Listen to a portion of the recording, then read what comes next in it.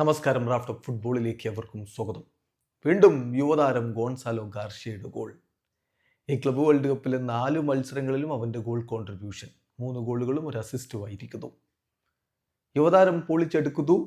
അവൻ്റെ ഒറ്റ ഗോളിൽ റയൽ മാഡ്രിഡ് റൗണ്ട് ഓഫ് 16 മത്സരത്തിൽ യുവന്റസിനെ പരാജയപ്പെടുത്തിക്കൊണ്ടിതാ ഫിഫ ക്ലബ്ബ് വേൾഡ് കപ്പിൻ്റെ ക്വാർട്ടർ ഫൈനലിലേക്ക് കടന്നിരിക്കുന്നു. മത്സരത്തിൽ ട്രെൻറ്റ് അലക്സാണ്ടർ ആർണോൾഡ് തൻ്റെ റയൽ മാഡ്രിഡ് കരിയറിലെ ആദ്യത്തെ ഒഫീഷ്യൽ അസിസ്റ്റും സ്വന്തമാക്കി. കളിയിൽ വീണ്ടും കിലിൻ എംബാപ്പെ സ്റ്റാർട്ടിംഗ് ലെവലിൽ ഉണ്ടായിരുന്നില്ല.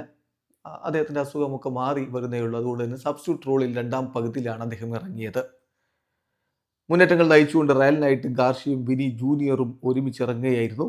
മറുഭാഗത്ത് കൊലമുവാനിയെ മുന്നിൽ നിർത്തി, ഒപ്പം ഫ്രാൻസിസ്കോ കോൺസിസാവോ, ഇൽഡീസ് എന്നിവരൊക്കെ ചേർന്നുകൊണ്ടാണ് യുവന്റസിൻ്റെ മുന്നേറ്റങ്ങൾ നയിച്ചത്.